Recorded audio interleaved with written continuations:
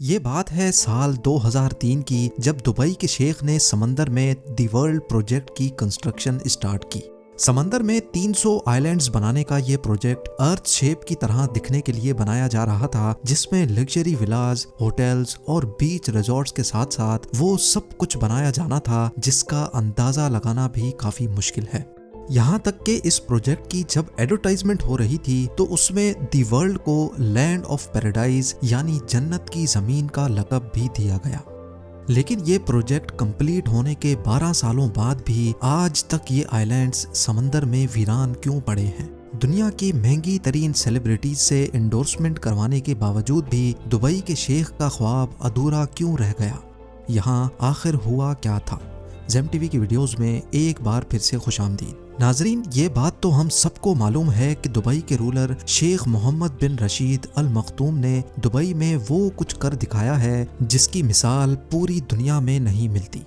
आज से 30 साल पहले दुबई में सिर्फ एक बिल्डिंग हुआ करती थी जिसको आज दुबई वर्ल्ड ट्रेड सेंटर कहा जाता है। लेकिन उसके बाद यहाँ back to back construction projects ने दुबई की वो किस्मत बदली कि जो शहर 100% अपने ऑयल पे डिपेंडेंट था वो अब सिर्फ 3% ऑयल पे डिपेंडेंट रह गया है। और शेख का ख्वाब भी कुछ ऐसा ही था। दुनिया की सबसे ऊंची बिल्डिंग बुर्ज खलीफा से लेकर दुनिया के पहले और आखिरी 7 स्टार होटल बुर्ज अल अरब तक दुबई का कोना कोना वर्ल्ड क्लास लग्जरी फैसिलिटीज से भरा हुआ है। जब दुबई के पास मजीद मेगा प्रोजेक्ट्स बनाने के लिए जमीन कम पड़ गई तो शेख ने रुख किया समंदर का। ये बात है 2001 की, जब दुबई पहले ही बुर्ज अल अरब बनाकर वेस्टर्न टूरिज्म अपनी तरफ अट्रैक्ट कर बैठा था। दुबई के बीचेस काफी ज्यादा फेमस होने लगे थे और बात यहाँ तक पहुँच चुकी थी कि अब दुबई के पास बीचेस की जगह कम पड़ गई। दुबई की कोस्ट लाइन जो सिर्फ 70 किलोमीटर पर फैली हुई थी उसको अब बढ़ाने का वक्त आ चुका था। स्टार्टिंग में प्लान ये था कि दुबई के समंदर में 3 आर्टिफिशियल आइलैंड्स बनाए जाएंगे जिनको जब स्पेस से देखा जाएगा तो उनकी शक्ल पाम ट्री जैसी होगी। पाम जुमेरा, पाम जबल अली और पाम डेरा। 2001 में सबसे पहले पाम जुमेरा पर काम स्टार्ट कर दिया गया क्योंकि शायद ये प्लान किए गए आइलैंड्स में सबसे छोटा था। सिर्फ अकेले पाम जुमेरा की वजह से ही दुबई की कोस्ट लाइन में 56 किलोमीटर यानी 80% का इजाफा हो रहा था। कोस्ट लाइन बढ़ाने का ये आइडिया दुबई के शेख को इतना भा गया कि पाम जुमेरा की कंस्ट्रक्शन कंप्लीट होने से पहले ही पाम जबल अली और पाम डेरा पर भी काम स्टार्ट कर दिया गया। इन 3 आइलैंड्स के अलावा एक और प्रोजेक्ट भी था जिसने किसी मैग्नेट की तरह पूरी दुनिया की अटेंशन अपनी तरफ खींच ली। ये प्रोजेक्ट दी वर्ल्ड के नाम से लॉन्च किया गया जिसमें टोटल 300 छोटे आइलैंड्स मौजूद थे। दी वर्ल्ड का डिजाइन अर्थ के मैप के हिसाब से रखा गया था जिसमें हर कंट्री के नाम से अलग अलग आइलैंड बनाए गए थे। 2003 में दी वर्ल्ड की कंस्ट्रक्शन का काम स्टार्ट कर दिया गया जो दुबई के साहिल से 3.5 किलोमीटर दूर समंदर की ताबड़तोड़ लहरों को रोक कर बनाया जा रहा था। दी वर्ल्ड आइलैंड्स असल में दुनिया की एलीट क्लास के लिए एक प्ले ग्राउंड होने वाला था। इंटरनेशनल एक्टर्स, रॉयल क्लास और बिजनेस टाइकून्स ने खूब जमकर इस प्रोजेक्ट में हिस्सा लिया। कुछ ने अपने पर्सनल यूज के लिए यहाँ आइलैंड्स खरीदे तो कुछ ने इसकी एडवर्टाइजमेंट करके अपना पार्ट प्ले किया।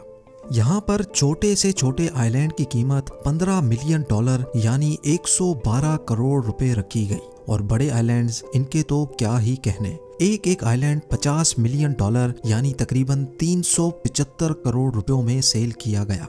जिस तरह दुबई को पास्ट प्रोजेक्ट्स में भरपूर कामयाबी मिली थी इसी तरह दी वर्ल्ड में भी मिली। कंस्ट्रक्शन कंप्लीट होने से पहले ही 2008 में 60% से भी ज्यादा आइलैंड्स सेल आउट हो चुके थे। लेकिन सवाल ये है कि समंदर में रेत से बने इन आइलैंड्स की इतनी ज्यादा कीमत क्यों रखी गई? पहली बात तो ये है कि ये इतना आसान काम नहीं है। ठाठे मारते हुए समंदर में एक छोटा सा आइलैंड भी बनाना बहुत मुश्किल होता है। यहाँ तो फिर दुबई ने 300 आइलैंड्स बनाए थे। सिर्फ एक आइलैंड को बनाने में इतनी ज्यादा रेत इस्तेमाल हुई थी कि उससे एक पूरा क्रिकेट स्टेडियम टॉप से लेकर बॉटम तक भरा जा सकता है। अगर पत्थरों की बात की जाए तो दी वर्ल्ड आइलैंड्स में इस्तेमाल होने वाले पत्थरों का वजन 5.5 लाख ट्रेन इंजन्स के वजन के बराबर बनता है। 9 किलोमीटर लंबा और 6 किलोमीटर चौड़ा ये प्रोजेक्ट बनाने में दुबई गवर्नमेंट को 14 अरब डॉलर खर्च करने पड़े। इस रकम से दुबई 9 बुर्ज खलीफा या फिर 14 बुर्ज अल अरब जैसे 7 स्टार लग्जरी होटल्स बनवा सकता था। लेकिन शेख को ना सिर्फ दुबई की जमीन बल्कि यहाँ के समंदर से भी इनकम जनरेट करना थी, और यही वजह थी कि शेख समंदर में जन्नत की जमीन बनाना चाहते थे।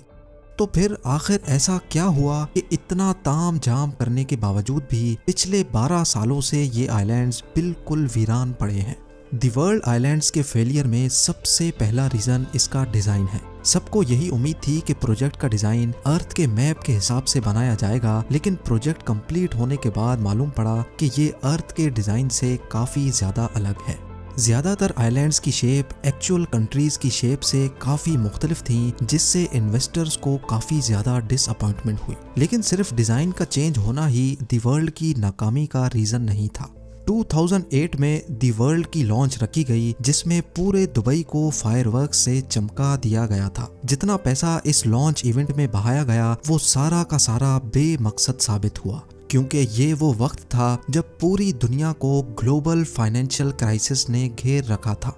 दी वर्ल्ड के 60% आइलैंड्स इस फाइनेंशियल क्राइसिस से पहले ही सेल हो चुके थे, और इस क्राइसिस की वजह से ना सिर्फ वर्ल्ड आइलैंड्स बल्कि पूरे दुबई की प्रॉपर्टीज के रेट्स जमीन पर आ गिरे। फाइनेंशियल क्राइसिस की वजह से जिन एलिट्स ने ये आइलैंड्स खरीद रखे थे उन्होंने भी यहाँ कंस्ट्रक्शन का काम नहीं करवाया। वक्त गुजरता गया और इसी दौरान एक और मसला खड़ा हो गया। खाली पड़े आइलैंड्स आहिस्ता आहिस्ता समंदर की नजर होने लगे। ये नोटिस किया गया कि कई आइलैंड्स इरोजन की वजह से समंदर के नीचे जा चुके हैं। ये खबर जहां अपने तौर पे काफी डेंजरस थी, वहीं मीडिया कवरेज ने लोगों का इस प्रोजेक्ट पर ट्रस्ट मजीद कम कर दिया। उसका नतीजा ये हुआ कि ग्लोबल फाइनेंशियल क्राइसिस खत्म होने के बाद दुबई के दूसरे एरियाज में तो बिजनेस वापस लौट आया, लेकिन वर्ल्ड आइलैंड्स पर इरोजन के डर से किसी ने भी अपनी किस्मत नहीं आजमाई। इंजीनियर्स और रिसर्च टीम ने जब आइलैंड इरोजन को इन्वेस्टिगेट किया तो एक और खौफनाक मामला उभर कर सामने आ गया। पाम जुमेरा, पाम जबल अली और पाम डेरा के साथ साथ वर्ल्ड आइलैंड्स की कंस्ट्रक्शन में इस्तेमाल होने वाली रेत पर्शियन गल्फ के समंदर से ही ट्रेजर के जरिए निकालकर आइलैंड साइट पर डंप की जाती थी।